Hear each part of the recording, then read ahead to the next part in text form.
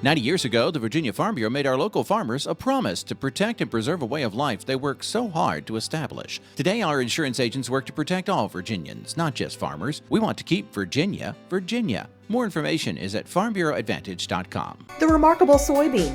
From its oil, we get products like ink, candles, and paint. From its meal, we get a high-protein fiber used in foods and animal feeds. Natural soy is replacing chemicals and products you use every day. You can learn more about soybeans at vasoybean.com.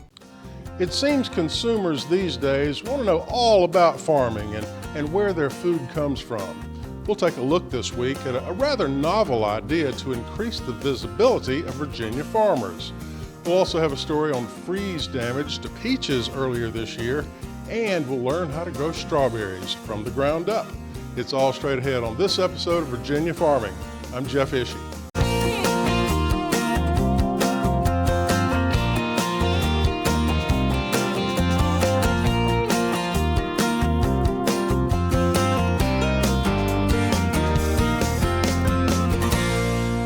Well, a new state-of-the-art feed manufacturing facility is scheduled to be built in Virginia.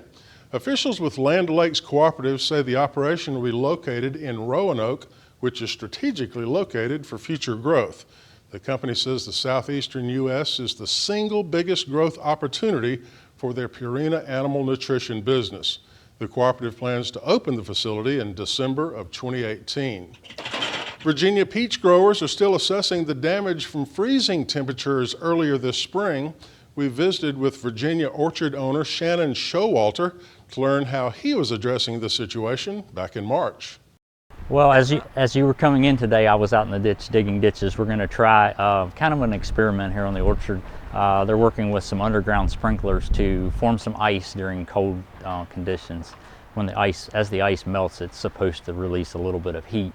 That's supposed to raise the temperature in the orchard a couple degrees. So it's not a foolproof method by any means, but if the conditions are right, we could possibly salvage a crop that way. Peach growers say it's still too early to assess the total damage, but there should be a good supply of peaches available later this summer. Well, Virginia poultry producers continue to monitor the avian influenza situation closely. Now, so far this spring, numerous cases of avian flu have been confirmed in Alabama, Tennessee, Georgia, and Kentucky. Avian flu can be a major biosecurity challenge for poultry farms, both chicken and turkey. Anyone involved with poultry, whether commercial or backyard hobby flocks, they should monitor their birds closely for any decline in health. Well, collecting baseball cards is a fun hobby for a lot of people. But what if people collected trading cards of Virginia farmers? That's our focus on Ag Insights, coming up next.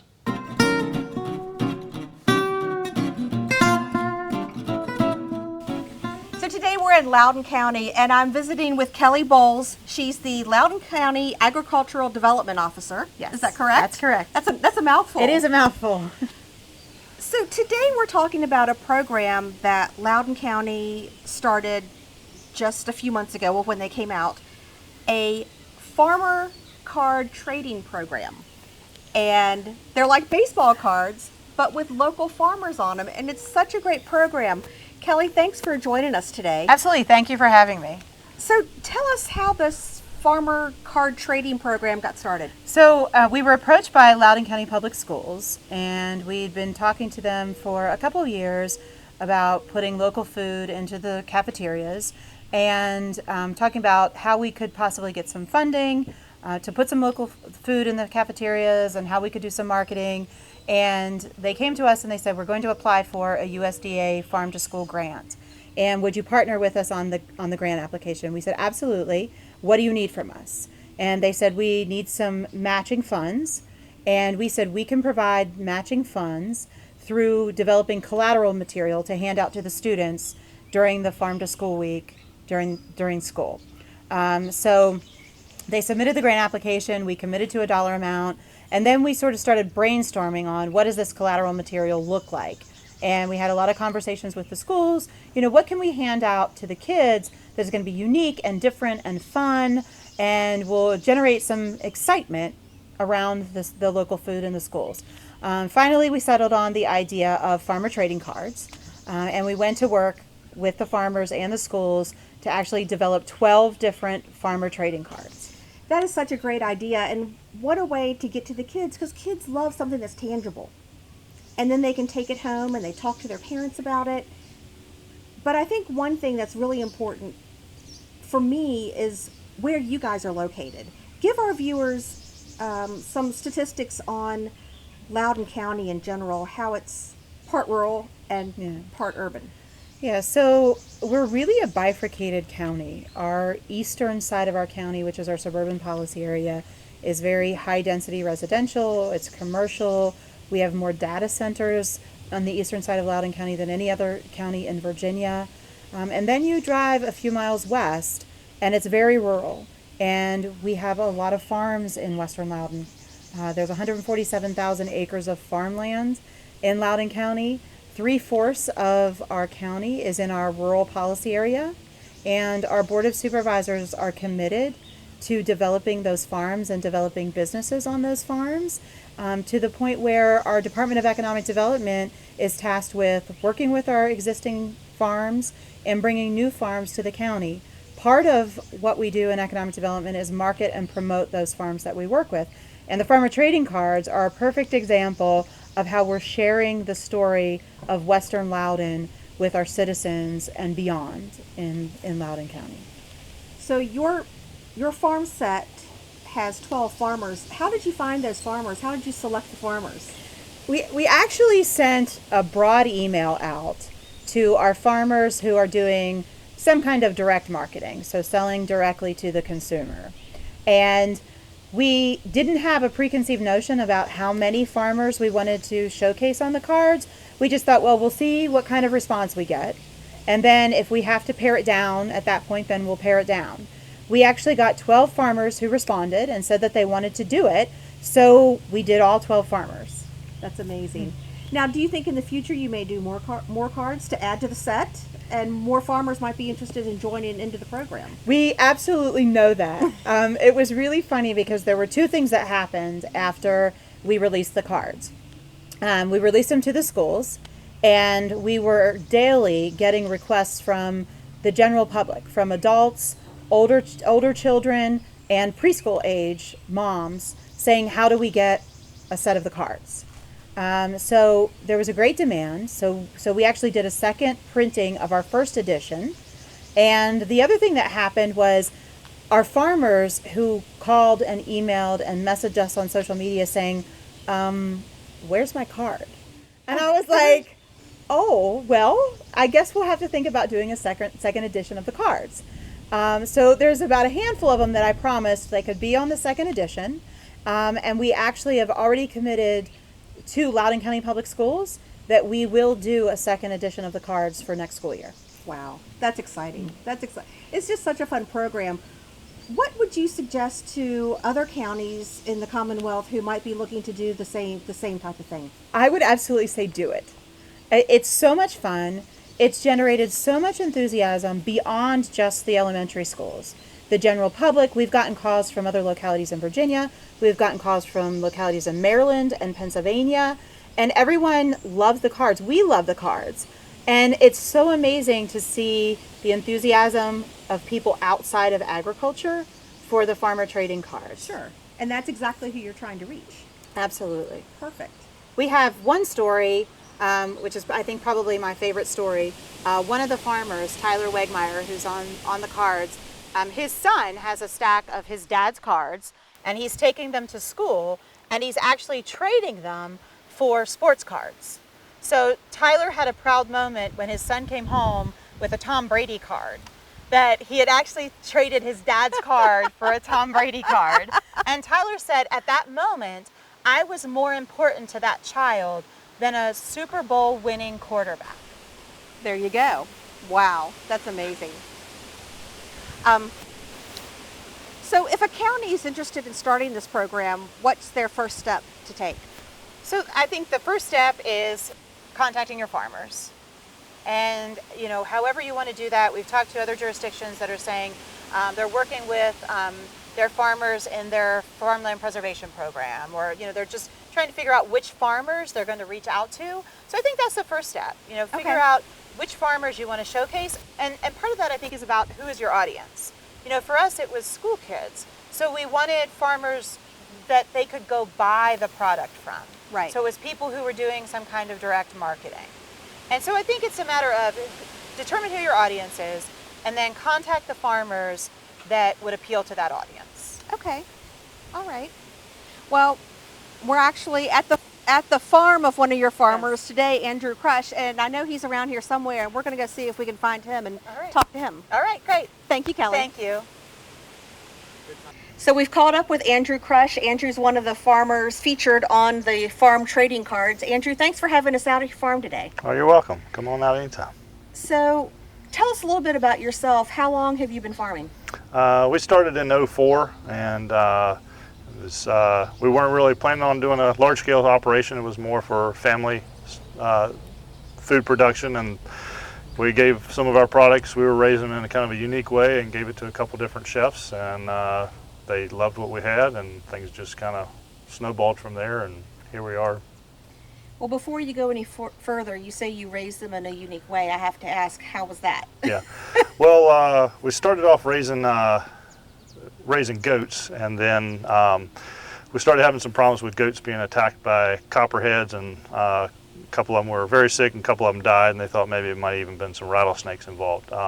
We never saw the snakes, but we were running into this issue on a consistent basis, and we're having a lot of problems with the goats getting sick. So we trying to talk to animal control, game and inland fishery, all kinds of different people to see if we can find a way to resolve this issue without putting some sort of negative impact on the environment. We really got no quality results out of that, and I ran into an old timer that I'd known growing up that had got me into beekeeping, and he told me that he grew up in the mountains of North Carolina up in the woods, and had said to get us a hog, that would resolve our problems. And I asked him, what does a hog have to do with a snake problem? And he said, well, a snake to a hog is like a cupcake to a fat kid. And he said they love them. And, Wow, I did not know that. yeah, so that's how we got started. We put our first pig in the woods just to see if we could resolve this problem. And once we got the pig in the woods, we didn't have any more snake problems, and to this day, 12 years down the road, we have yet to have another snake attack since then. Wow. So those couple of hogs led then to a herd. Yeah, Basically. yep, it did. It kind of snowballed. We raised them in the woods with the goats, and they were foraging on acorns and obviously snakes and root balls and some other unique products in the woods there. And then that fall, we butchered the pig at home with some help from a couple friends, and I took one of the pork chops to a friend of mine that owns a restaurant in town who was very skilled and had worked in France with a couple very highly recognized chefs in the country or in the world. And so once I gave him that, he first thing was he said, "Well, this is beef. It's not pork because it's a darker colored meat." And I said, "No, it's pork. We butchered it ourselves. I know, it wasn't a mix-up at Pretty the butcher sure. shop." Yep. Yeah. Oh, I was definitely sure of that one. So once we did that, he cooked it up, and he came out of the kitchen, and I could still see the look on his face. He was just astounded, and he said this was the best pork he had ever had. And so he immediately said he would buy 2 pigs from us for the next year. And so he gave it to a couple of his friends, and everybody was very excited about this product and to be able to get it close by. So we started doing a lot of research on how we were able to make this product this way, and in the commercial operations they're not. And what we found is this actually is how, back in colonial times and Civil War era, this is actually how pigs were raised. And then Right. Industrial Revolution occurred, and farming practices changed significantly, and that's kind of how we took off in this direction. On your farmer trading card, you're known as Boss Hog. I love that. Tell us how that came to be. How did you end up as a farmer trading card? Well, Kelly Bolus, who who works for the county and helps stimulate the rural farming businesses throughout Loudoun County. Loudoun is kind of a very unique area, and Kelly will, I'm sure, get more into that. But being able to push agriculture allows the county to operate in a very unique way, where we've got, you know, a tremendous amount of people on one side of the county, and the other side is very rural and slow going, and you know, we enjoy our farms and our vineyards and that sort of stuff. So we met Kelly through a couple of different events that we had been involved in. Some of the award ceremonies and that sort of stuff is how we ended up meeting up with Kelly. And she's been out to the farm a couple times and brought different possible clients for large-scale grocery stores and other operations out to see what Loudoun County has to offer. Now, you have kids, and your kids' school received these trading cards. They How did. did they like it? It went over real well. My daughter was real happy about it and got to, you know, brag on Dad a little bit. Right. And one of the other farmers and I came up there one day, and we signed autographs and ate lunch with the kids, and you know, hung out. It was a good time, and you know, other kids would come over to the table, and we talked with them a little bit about, you know, where they lived, and you know, had they ever had, the other girl does goat cheese, so Molly and I, you know, we talked about eating goat cheese or eating bacon or, you know, Right, whatever, and right. and so it was kind of cool to, you know, get, like I said, get the conversation started. Absolutely. All right. Well, speaking of your kids, I think we're going to go see if we can catch up with them here in a little bit and get their take on these farmer trading cards. Sure, sounds good. Let's go do it. Alrighty. We'll be right back. So we've called up with some kids here in Loudoun County, and I'm joined by Andrew's kids, Amelia and Wyatt, and their friends. And guys, what school do you go to? Lovettsville Elementary, and that's here in Loudoun County. So if I show you these cards, have you seen these before? Yes. Do you know who this guy is? My dad. Your dad. You want to hold on to that one? So Wyatt, do you think it's neat having your dad on the trading card? Yeah. You think he's kind of famous now? Yeah. That's pretty cool, isn't it? The back is this card. So what have you guys learned when you look at these trading cards with all of our local farmers on them? What have you learned about some of your neighbors that live here in Loudoun County? A lot of them are farmers, right. Now when you guys did you guys get them at your school yet? Yes. You did? Yeah. Other people have. How did they get them? Did the school give them out? Yeah. If you buy like. Yeah, and we signed their autograph. I was there. And Amelia came to our table and what's her name? No, yeah, Caroline. Wait a minute. You're telling me that your friends came up to you in school and wanted your autograph on Yeah. the card? Yeah, I did. So, do you guys think that maybe you would be interested in growing some crops one day or raising some farm animals? Yeah. Yeah? Do you think that's because of this program that you got to meet some of these farmers and see what they do every day? It'd be kind of fun, wouldn't it? They do a good job, right. So let's all look at the camera and tell the farmers thank you. Ready? 1, 2, 3. Thank you. We'll be right back.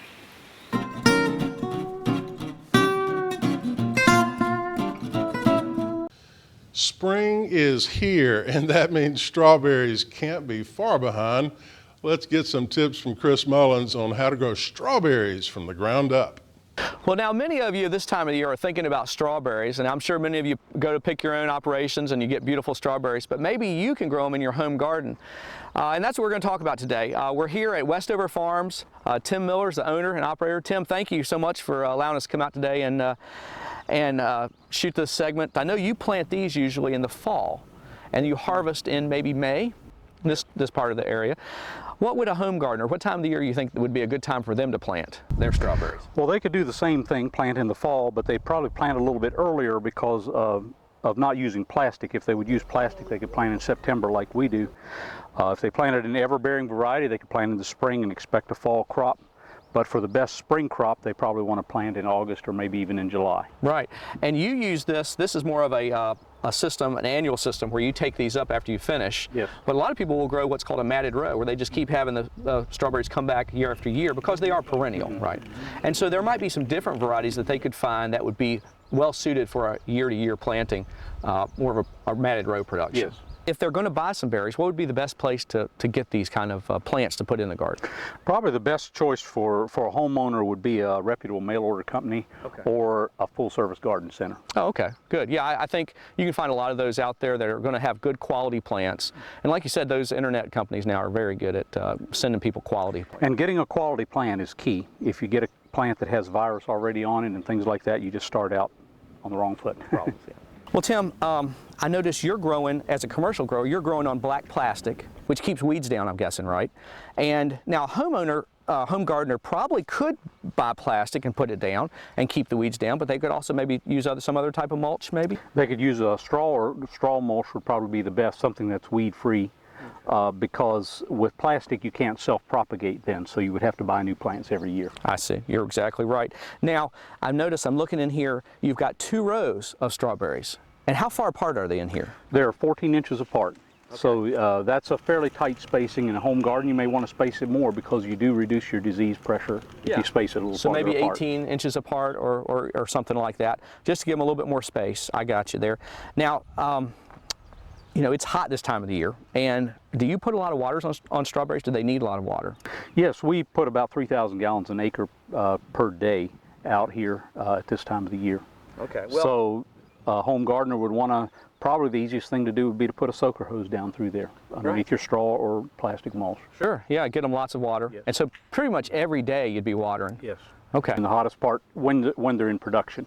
Otherwise, just when they start to wilt a little bit, you give them some more water. Okay. Now, some crops out there have a lot of disease and insect problems. Is there much disease on strawberries? There's a lot of things to look for, a lot of insects that'll eat your strawberries or your plants. The biggest thing during production is fungus, and so we have to spray for fungicides, particularly during the bloom phase, because the fungus will actually enter the plant during the bloom phase. Okay. And can be a real problem then. So there are some sprays that are out there that can be put on. Now, I know a lot of times I've heard stories about how deer and some other critters love strawberry plants. Do you have that problem out here? We do. Deer like strawberries as good as we do. And for a home gardener, again, probably the simplest thing is to, during the season when they're the most hungry, spray fish oil on every time after a rain. Fish oil? Fish oil works great. They hate the taste of it or the smell. That's a great tip. Well, this is really good production. I think this is something that the home gardener can do and really have some nice strawberries out of their own garden. Well, thanks so much for letting us come and visit you today. Well, for more information about strawberry production, contact your local county extension office and talk to your master gardener. For From the Ground Up, I'm Chris Mullins, and we'll see you next time. Well, our pearl of wisdom this week comes from an anonymous viewer who has this advice. Be like a postage stamp. Stick to one thing until you get there. Submit your own pearl of wisdom through our website at virginiafarming.com. That does it for Virginia Farming this week. Have a great week, everyone. I'm Jeff Ishii for Virginia Farming.